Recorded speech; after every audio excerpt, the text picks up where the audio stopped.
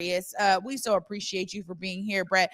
Come on, man. Brett, what's good this morning? Not much. I got my own motion graphic. Yeah, you have your own motion graphic. We had to make sure it got utilized, man. And because we appreciate you taking some time out of your busy schedule to be with us today. And, as always, you're coming with a cartoon that's going to spark conversation. We already know it is. Why don't you go ahead and set it up for the audience? Sure.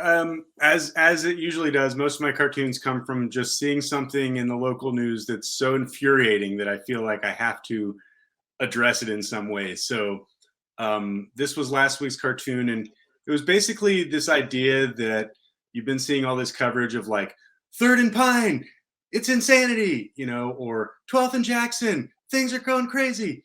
And people who have lived here for more than like a year are like, yeah, 3rd and Pine has always been a little dicey in terms of downtown, and 12th and Jackson has kind of always been that way. So why is it now of paramount importance to let everyone know that things are terrible at those spots?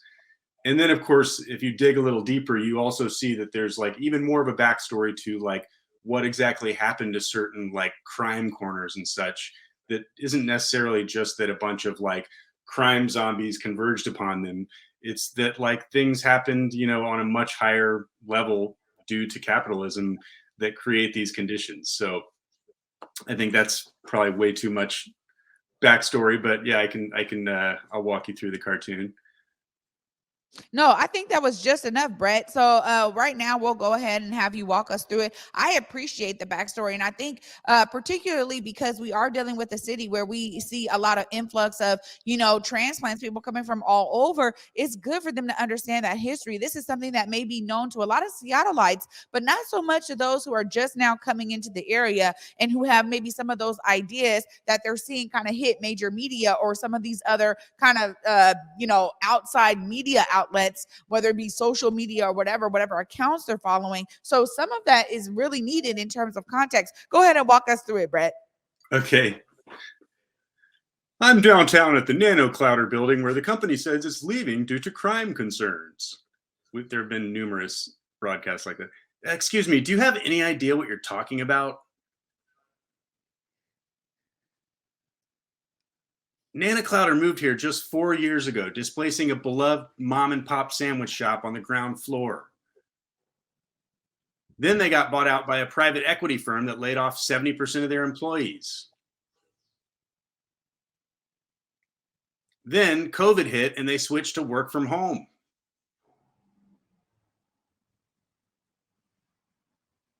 Then they got millions in federal relief money and used it to buy a smaller office in Bellevue. No one has used this building in over 2 years, which you'd know if you did even the most basic research. Stop turning stories about the routine behavior of parasitic capitalists into anti-homeless fear porn, you soulless hack. I'm downtown at the recently vacated NanoClouder building where I was just violently accosted by a raving, drug-addicted homeless person. Brett. I mean, come on, man. I saw this and I just thought, absolutely. Why are we seeing this trend? I mean, I can talk about the fact that we understand in terms of media, particularly, we've seen this in television, but I think it's been exponentiated with the rise of social media and digitization of, that kind of televised media or things that were in newspapers. But, I think clickbait is a huge issue here. And we have these, fragmented messages that are really there for certain outskirts of the population. Just tell me more about this, because it's unfortunate that this is even a real thing, Brett.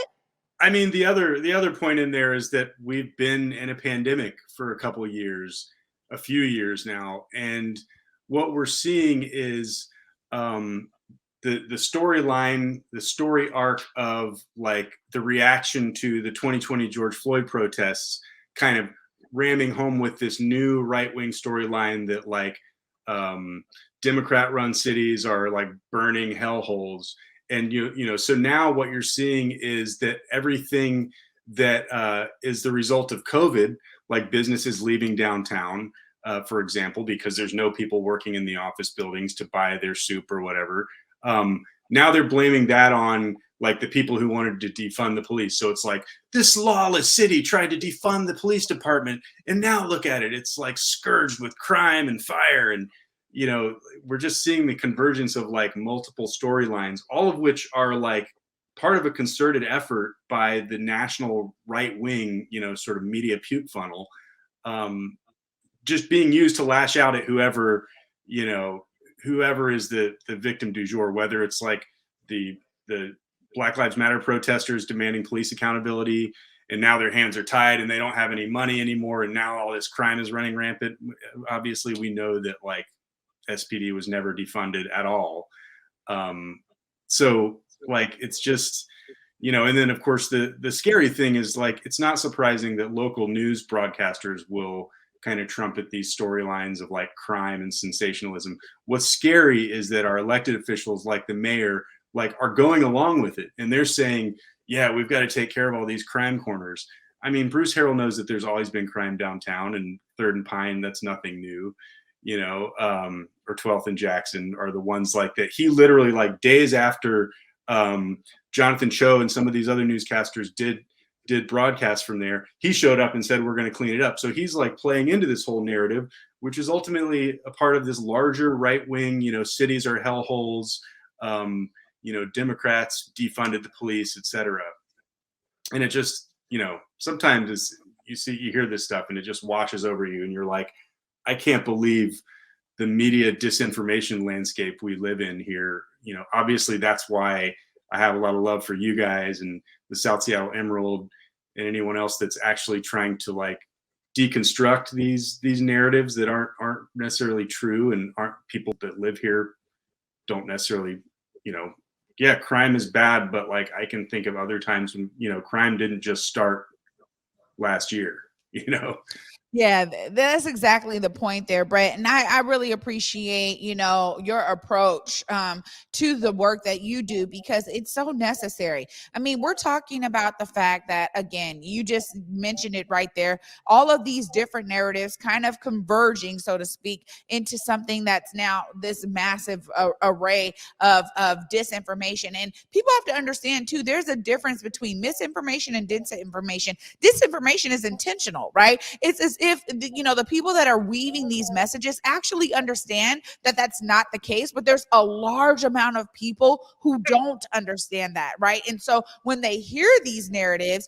they think that that's exactly the way that it is, that, oh my goodness, all of this stuff is kind of lapsing on each other. This is an issue that must be dealt with right now. I think you're also absolutely right in terms of when we have opportunities to dismantle this disinformation tactic, it's not happening if we see our mayor out there talking about cleaning up certain corners. You are right. We that have lived in Seattle, even if you've been here for the last 10 years, you have seen these corners of our city be what they are. And to be honest, people could talk about crime and they could talk about this or that happens there, but I want to bring in the fact that they also create their own communities oftentimes, and there is a culture of these kind of areas where they all know each other. If you really, like Omari says all the time, if you spend time and talk to these folks, you will understand they got their own kind of thing going on.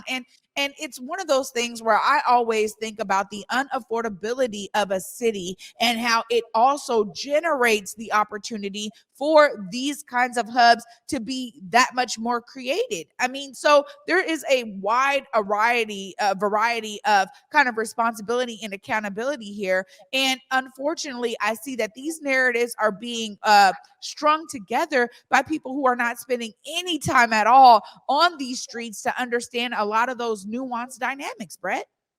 Yeah, and to the point about they I saw in one of the news broadcasts they were saying, and Tobias Coughlin Bogue for Real Change broke this down in an article recently.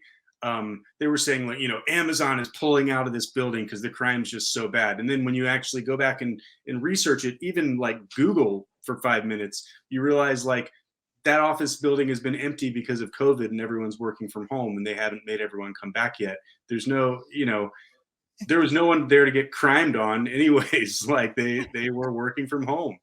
And so every time you parse this apart, you realize that it's like, that there's like real estate developers making moves that would benefit from certain narratives taking hold. And ultimately it just, you'd see the police department become like the armed shock troops of like capitalism, and protecting the holdings of these these private equity firms and such. And that's the real story, right? The real story isn't like, the real story is, why are these people being impacted this way? What are the conditions that allowed that to happen, that allowed this building to go vacant? Maybe because someone's sitting on it to make an even bigger payday. Like, we're just look at the ground level, like this guy's trying to sell a bottle of vodka on the street corner. Who cares? Yeah. You know?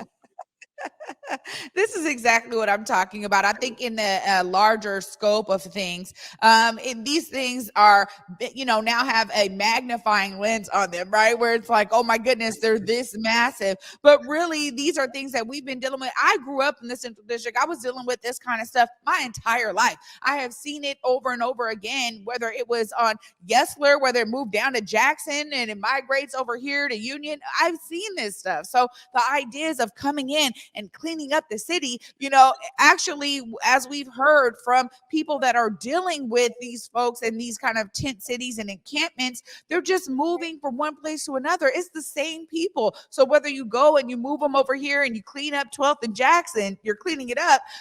In the next week, they're there again. It's the same individuals. And again, I always say, where are the services? And I really appreciate your work, because you're dismantling the notion that, this is what it is, that these characteristics need to be wiped away, because honestly, they are unfortunately not really true when you get out here in the streets. And it just reminds me of, the protest movement and, national coverage saying, oh my goodness, the CHOP era, this is, it's a lawless, opportunity here for people to come and commit crimes and this and that. And it's like, if you spend time there, you would see that there was a lot of mutual aid, a lot of services, a lot of people helping people. That's what we experienced on the ground. So it's just, it's so needed. Your work is so needed, Brett. I just appreciate it. Make sure you tell folks how they can catch up with you and find more of your work. Oh, sure. Yeah, you can check out the Sunday comics every Sunday up on South Seattle Emerald on the website, their Instagram, etc. You can follow me on Instagram, Brett Hamil Comics with an X. You can also buy my latest collection of greatest hits from the Sunday comics called Bye Bye Tear Gas Jenny. And heck, next week you're going to be able to even come to my live comedy show at the Clockout Lounge on Wednesday, and see, enjoy some live comedy. So I've got plenty of things to sling this week.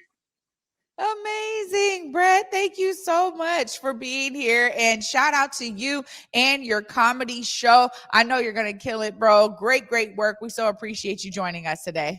Thanks, Trey. Always a pleasure.